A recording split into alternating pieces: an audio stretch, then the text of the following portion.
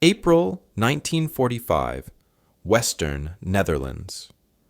The wooden floors of the schoolhouse in Achterveld creaked under heavy boots as Lieutenant-General Charles Foulkes spread maps across a scratched table.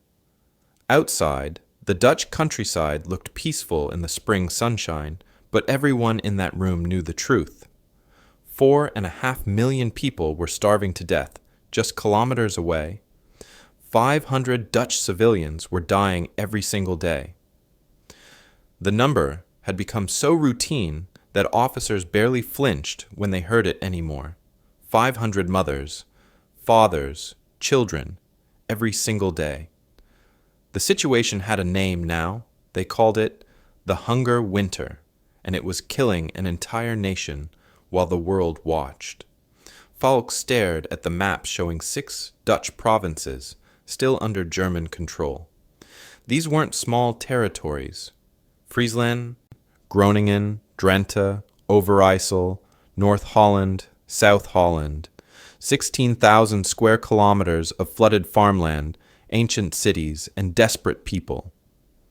The Germans had opened the dikes in 1944, flooding massive areas to slow the Allied advance. It worked.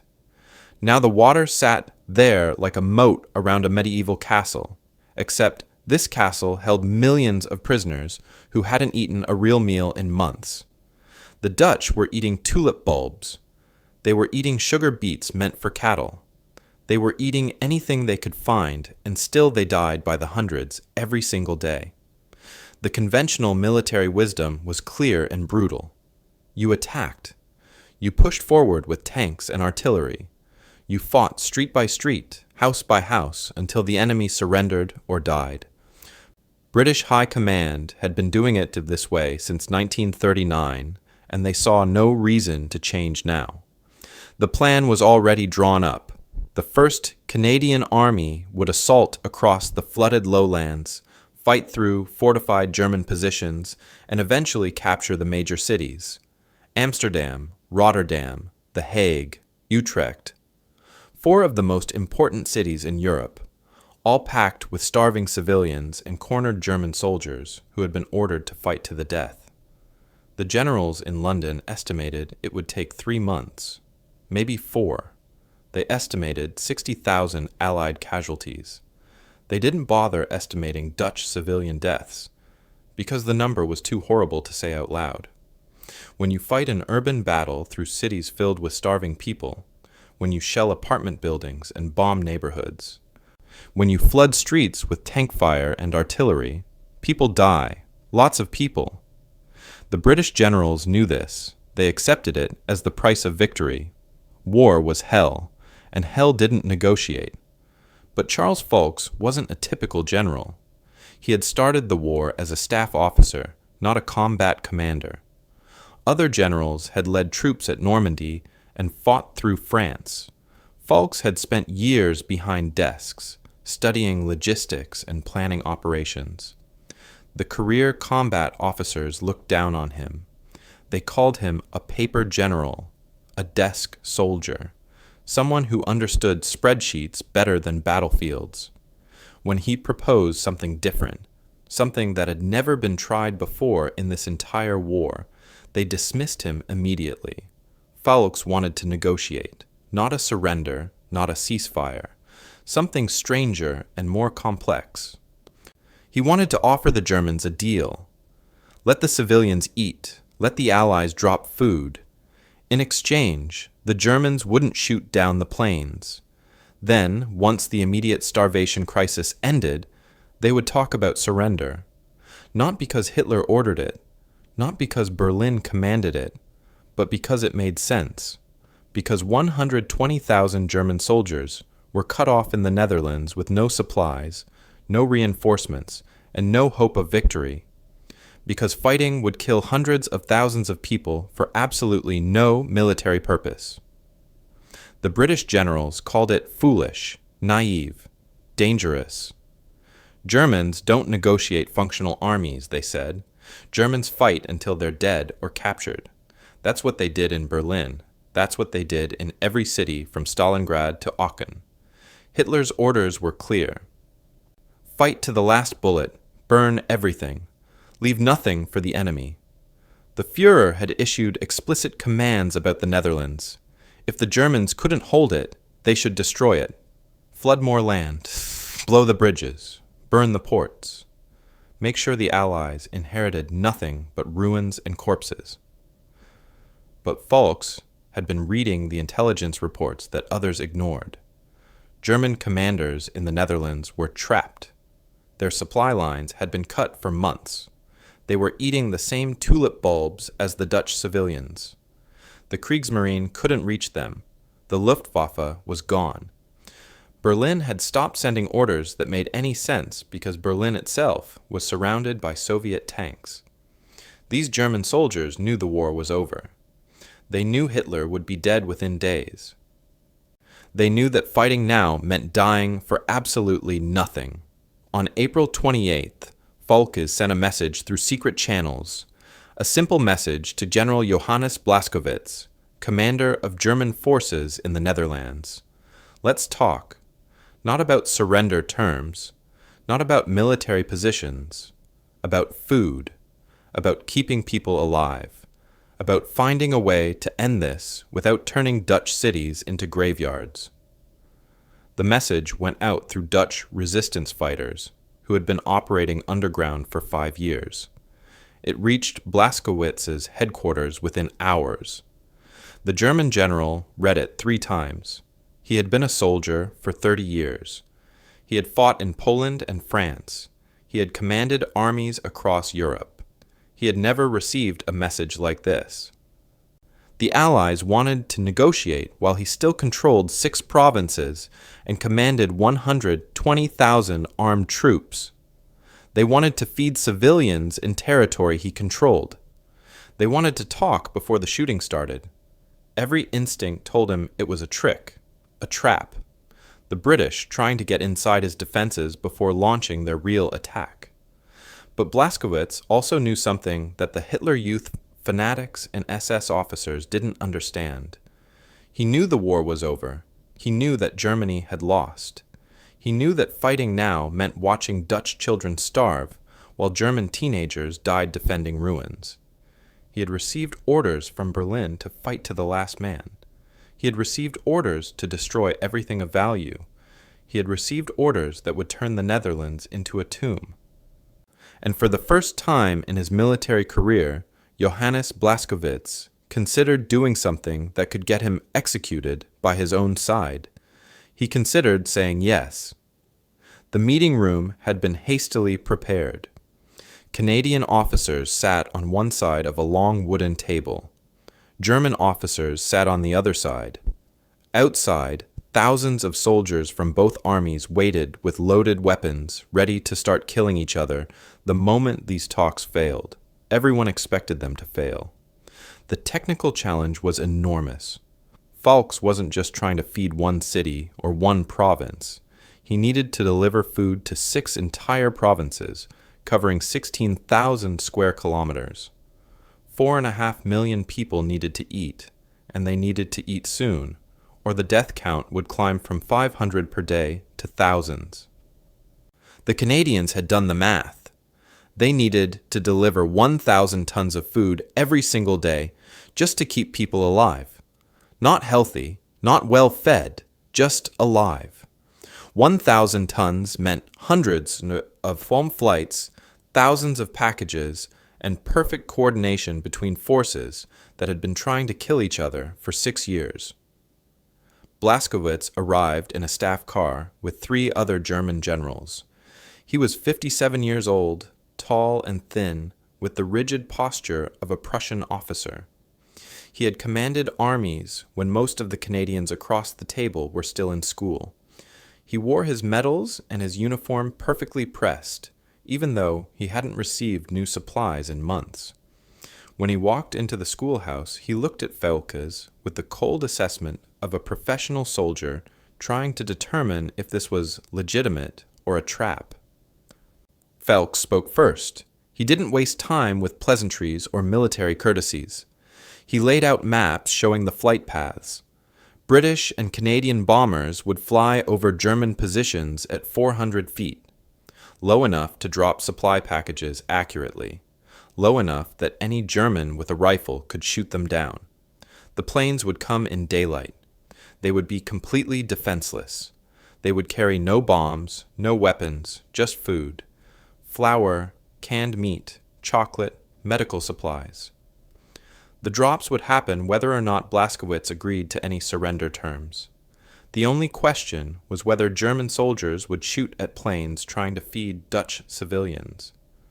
Blaskowitz studied the maps in silence. His officers whispered nervously behind him. One colonel pointed out the obvious problem. Hitler's orders were explicit: no surrender. No negotiation. Any German officer who collaborated with the enemy would be executed. The SS had already shot generals for less. Just 2 weeks earlier, they had hanged officers in Berlin for suggesting that Germany should surrender. If Blaskowitz agreed to let Allied planes fly freely over German positions, if he allowed this unprecedented cooperation, he would be committing treason according to Nazi law. He would be a dead man. But Foulkes had anticipated this. He pulled out another document, intelligence reports showing that Berlin was surrounded, that Hitler was trapped in his bunker, that the Soviet army was blocks away from the Reichstag. The war would be over within days, maybe hours. No one in Berlin would have time to execute anyone for treason in the Netherlands, because Berlin itself wouldn't exist as a functioning government much longer. Foulkes spoke quietly but clearly. You can follow orders from a dead regime and watch millions of people starve, or you can do what makes sense and save lives on both sides. The German colonel objected immediately. Even if Berlin fell, the SS units in the Netherlands would never accept surrender. They had been indoctrinated since childhood. They believed in fighting to the last bullet. If Blaskowitz allowed Allied planes through, if he opened negotiations, the SS would kill him before the Canadians could protect him. The colonel wasn't wrong. Everyone in that room knew about SS execution squads that hunted down defeatist officers. Blaskowitz would be signing his own death warrant. Foulkes had one more card to play. He brought in Canadian military government officers who specialized in humanitarian operations. They unrolled detailed plans showing exactly how food distribution would work. Canadian teams had already mapped every town, every neighborhood, every distribution point in the occupied provinces. They knew which buildings were still standing, which roads were still passable, which bridges hadn't been destroyed. They had lists of Dutch resistance members who could help organize distribution. They had calculated down to the last kilogram how much food each area needed. This wasn't a vague promise. This was a complete operational plan that could start within 24 hours. One of the Canadian officers pulled out photographs. Images of Dutch children with swollen bellies and hollow eyes. Images of bodies in the streets of Amsterdam because people didn't have the strength to bury them anymore. Images of hospitals where doctors watch patients die because there was no food, no medicine, no hope. The officer placed them in front of Blaskowitz one by one. He didn't say anything. He didn't need to. The photographs said everything. Blaskowitz sat back in his chair. He was quiet for a long time. Outside, the spring afternoon was turning to evening. Somewhere in the distance, artillery rumbled from another front. The war was still happening. People were still dying. But in this schoolhouse, in this moment, everything hung in balance. One man's decision would determine whether millions lived or died. Finally, Blaskowitz spoke. He couldn't agree to surrender terms. Not yet. Berlin might be falling, but he still had officers who would follow Hitler's orders to the end. But he could agree to a ceasefire for humanitarian purposes. He could order his anti-aircraft guns to hold fire. He could allow Allied planes to drop food over occupied territory. And while this was happening, while the Dutch civilians were being fed, he and Foulkes could continue talking about other matters, about the military situation, about the future, about surrender. It wasn't a complete agreement. It wasn't the bloodless liberation that Foulkes hoped for. But it was a start. It was something that had never happened before in this entire war. Two enemy commanders agreeing to cooperate to save civilian lives while their armies still faced each other with loaded weapons. Word of the agreement spread quickly through German military channels. In scattered headquarters across occupied Europe, Wehrmacht officers monitoring the situation couldn't understand what was happening. One transmission captured that evening read, "Blaskowitz has agreed to let enemy bombers fly over our positions without resistance. Request clarification. This contradicts all standing orders." The confusion was just beginning. Within days, the entire German military establishment would be trying to comprehend how the Netherlands had been lost without a battle. The next morning, April 30th, the first RAF Lancaster bombers appeared over Rotterdam. They flew at exactly 400 feet, so low that people on the ground could see the pilots' faces. The bomb bay doors opened, but instead of explosives, packages tumbled out. Hundreds of packages attached to small parachutes.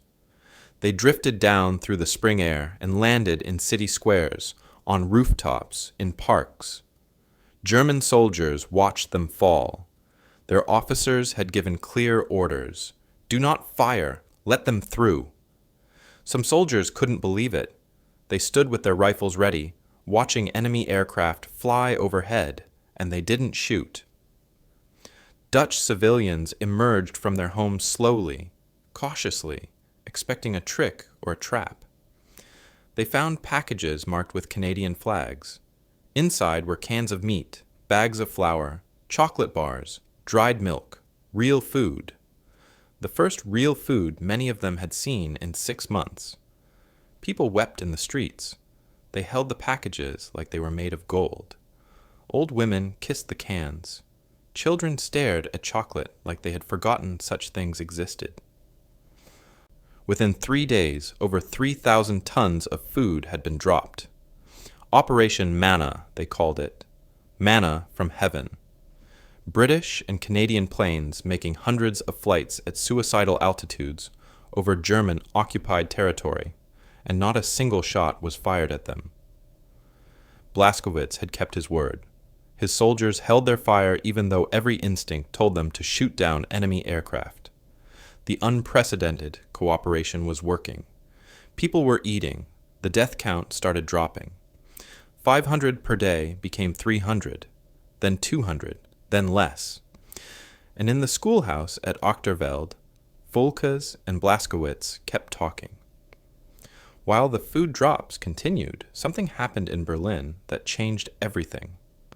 On the morning of April 30th, 1945, Adolf Hitler put a pistol in his mouth and pulled the trigger.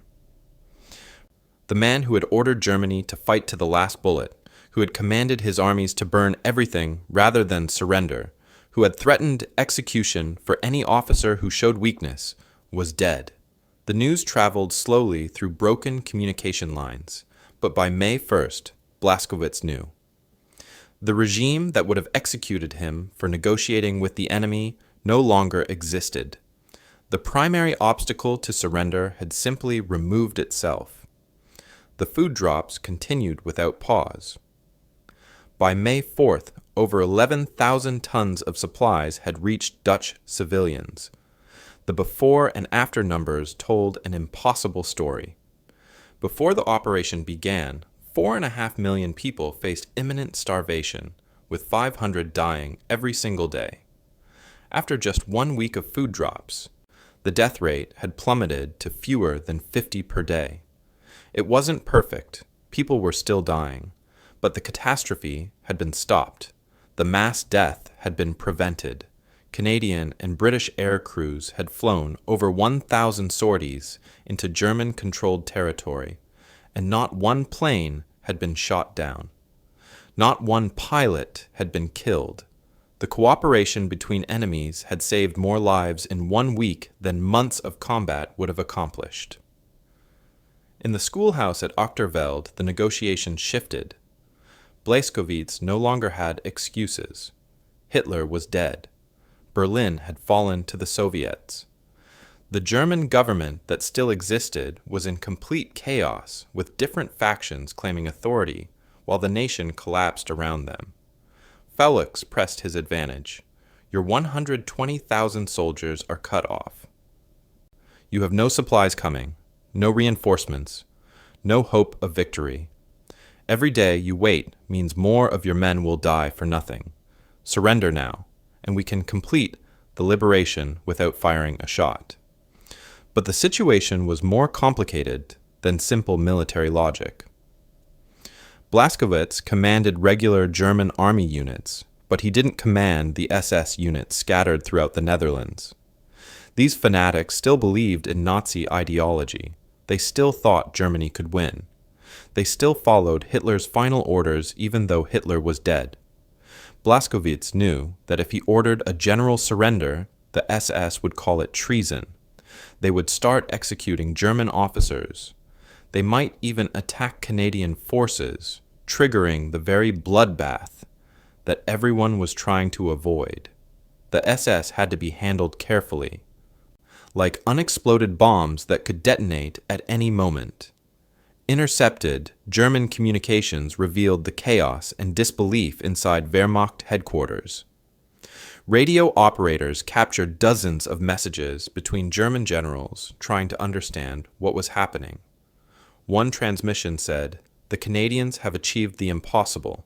They are feeding our enemy's civilians with our permission while we still hold our weapons." Another general radioed, "Request clarification on Blaskowitz's actions. This defies all military protocol." A panicked SS commander demanded to know why Blaskowitz was allowing enemy aircraft over German positions. "This is treason against the Führer and the Reich," the SS officer wrote. "I demand immediate explanation." From Berlin, in one of the final coherent messages before the government collapsed, a high command officer transmitted, "Situation in Netherlands incomprehensible. Functional army negotiating surrender while still armed and positioned. This was not how German soldiers were trained to end wars." Blaskowitz didn't respond to most of these messages. He knew the SS would never understand. They had been trained since childhood to value death over dishonor, sacrifice over surrender, destruction over compromise. On May 5th, Blaskowitz made his decision. He sent messages to all his commanders ordering them to prepare for capitulation. Not surrender, capitulation. The word choice mattered. Surrender meant defeat. Capitulation meant the war was over and continuing to fight served no purpose. At 8 in the morning, Blaskowitz and his senior officers arrived at Hotel de Wereld in the small town of Wageningen. Canadian officers were already there. The building had been hastily prepared for a formal ceremony. Someone had found a proper table and chairs.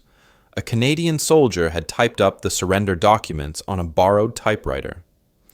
Outside, Dutch civilians gathered in the streets, whispering nervously, afraid to hope that the occupation might actually end without their cities being destroyed.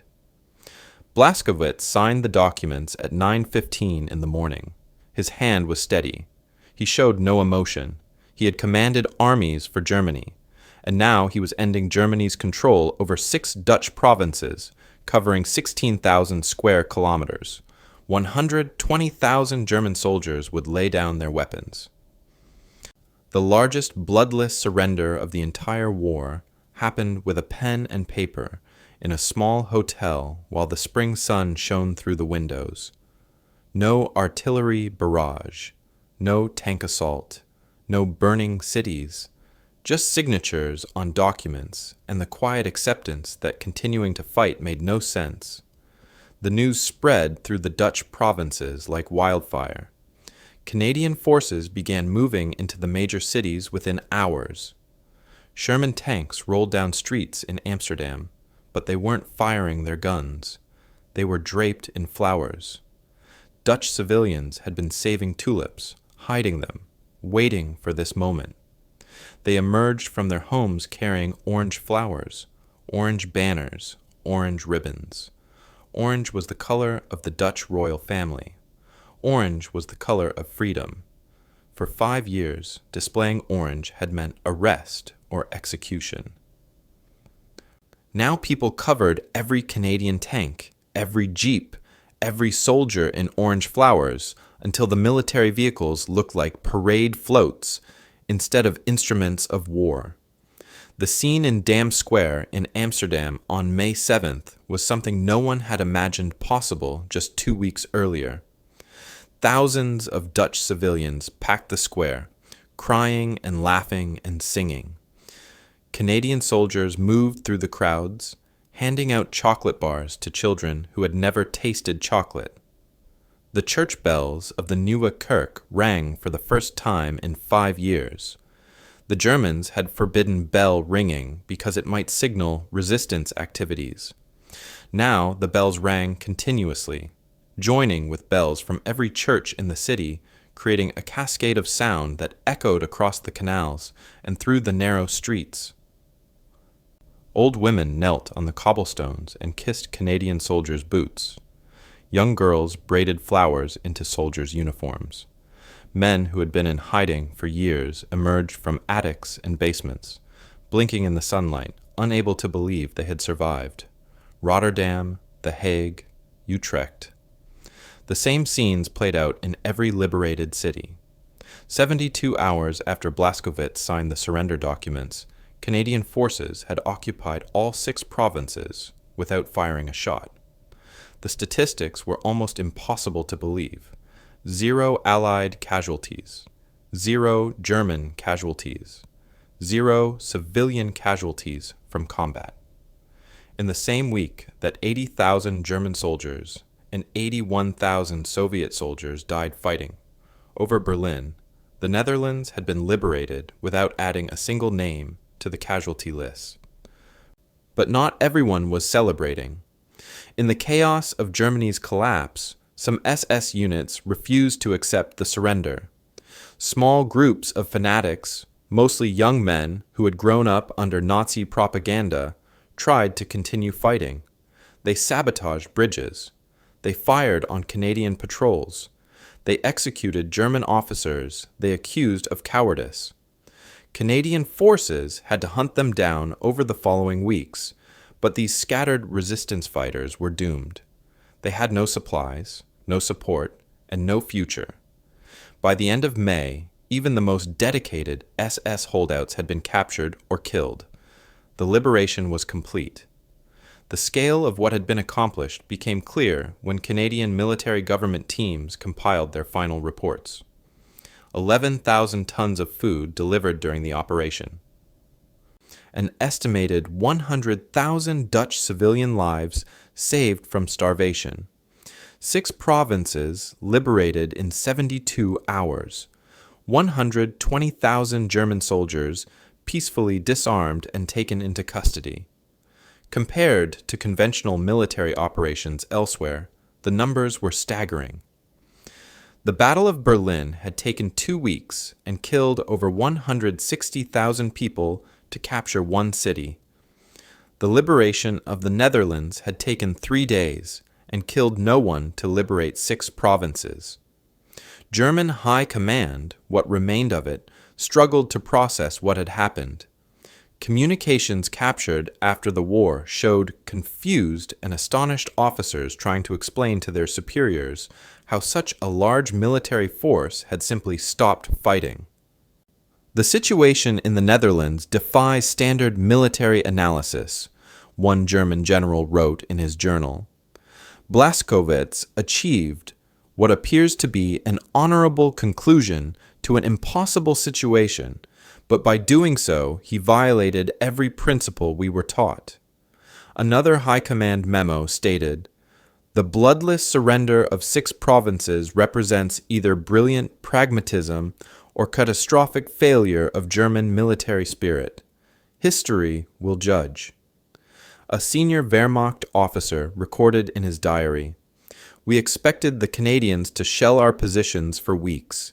Instead, they fed our enemy and talked us into submission. This is not the warfare we studied at academy."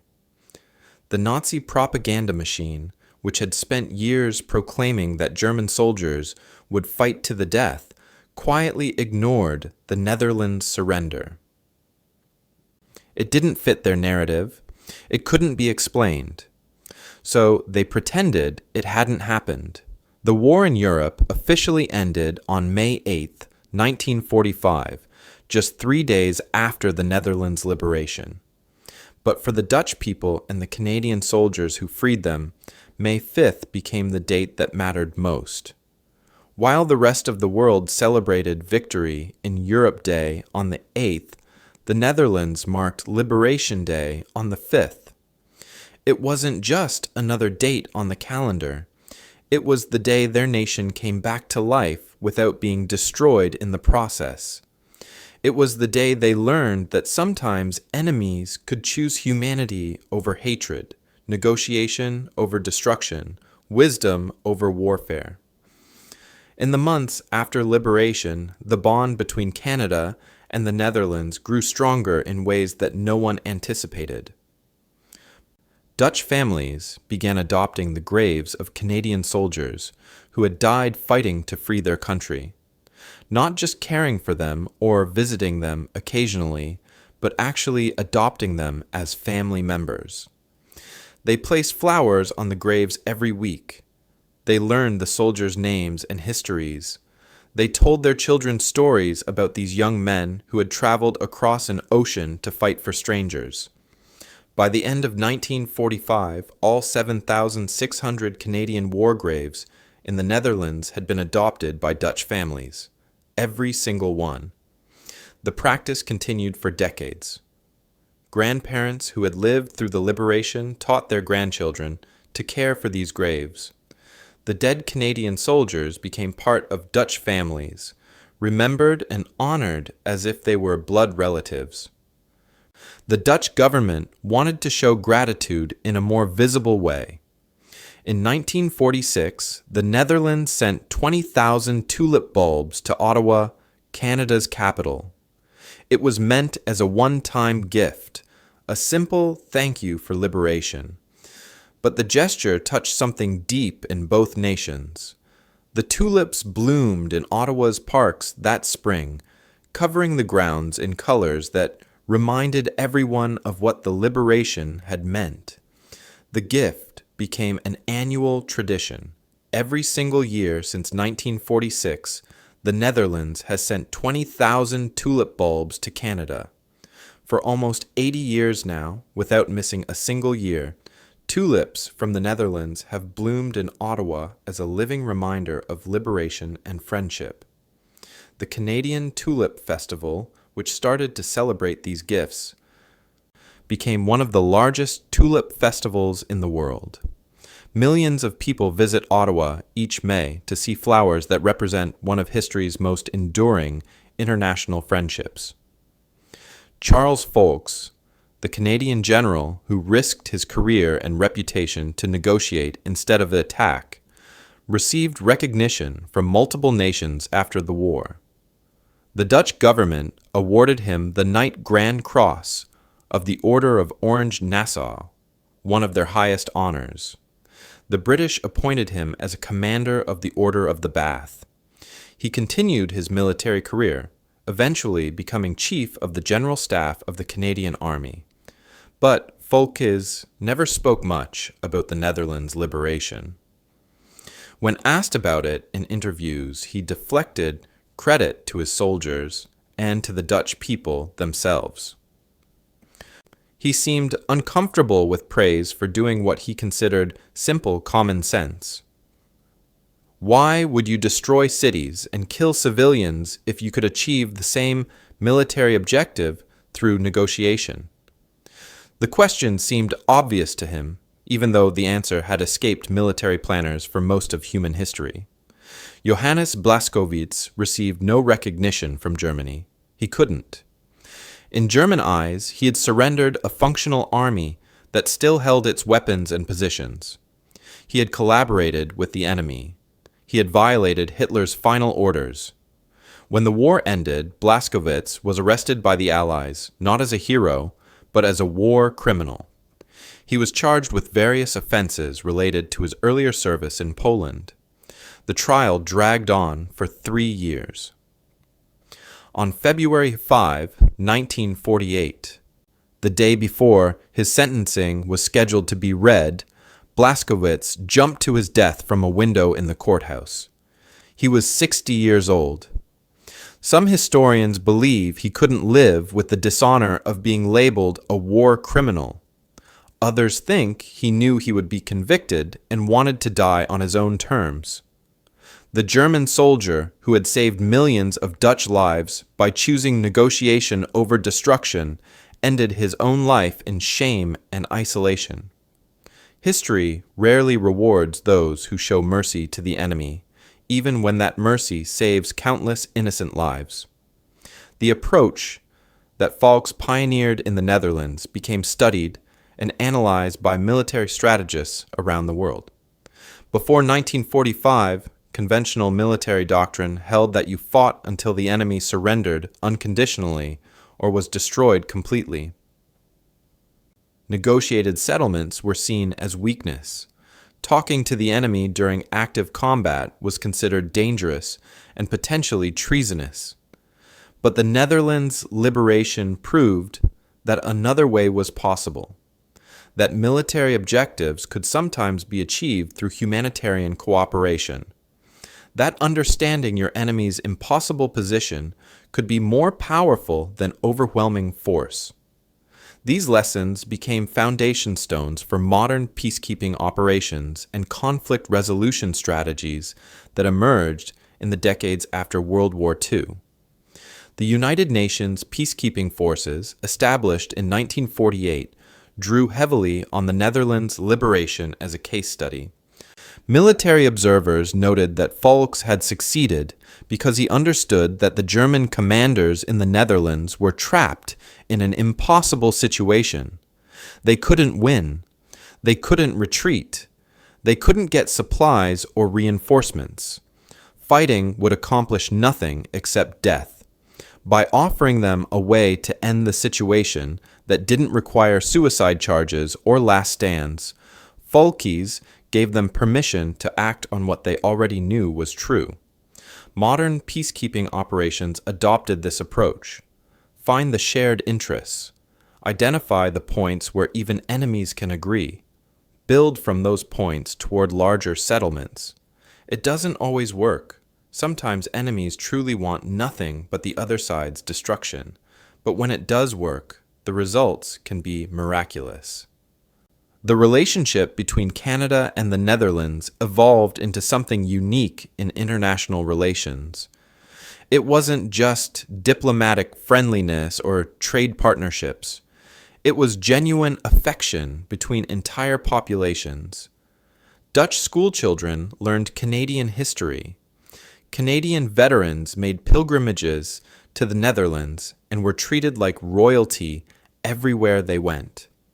When Princess Margriet of the Netherlands was born in 1943 in Ottawa, where the Dutch royal family had taken refuge during the war, the Canadian government temporarily declared her hospital room extraterritorial, so she would have exclusive Dutch citizenship.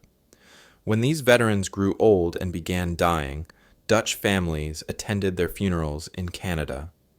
When the last survivors of the liberation visited the Netherlands in their 80s and 90s, Dutch crowds lined the streets to cheer them. The gratitude never faded. It never became routine or hollow. It remained genuine across generations. Every May 5th, Liberation Day celebrations in the Netherlands include Canadian flags flying alongside Dutch flags. Canadian military personnel are invited to participate in ceremonies. Dutch children wave at Canadian soldiers who represent the nation that freed their great-grandparents. The speeches given on Liberation Day consistently emphasize not just the freedom that was won, but how it was won. The liberation of the Netherlands stands as proof that even in total war, even when facing fanatical enemies, even when conventional wisdom demands violence, there can be another way. Military genius doesn't always mean knowing how to fight. Sometimes it means knowing when fighting serves no purpose and having the courage to choose a different path. The modern lessons from this story remain powerfully relevant. We live in a time of increasing polarization and conflict. Nations threaten each other with destruction. Political groups view compromise as betrayal. The language of warfare, of total victory, and unconditional surrender dominates discourse about everything from politics to business to personal relationships. But the liberation of the Netherlands reminds us that even in the darkest moments of human history, even between enemies who had spent years trying to kill each other, wisdom and humanity could prevail. Two generals looked at an impossible situation and chose to save lives rather than follow doctrine. They chose negotiation over violence. They chose the harder path of talking to enemies rather than the easier path of simply destroying them.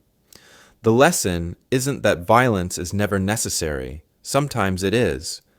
The lesson is that violence isn't always necessary, even when everyone assumes it is. The lesson is that the most powerful military victories sometimes come without firing a shot. That true strength includes the wisdom to know when your enemy is beaten, and the mercy to let them accept it without pointless bloodshed. That innovation in warfare isn't just better weapons or tactics, but better thinking about what warfare is supposed to accomplish. 6 Dutch provinces, 16,000 square kilometers, 4.5 million people, all freed in 72 hours without a battle. It happened because 2 men chose to see their enemies as human beings trapped in an impossible situation rather than as targets to be destroyed.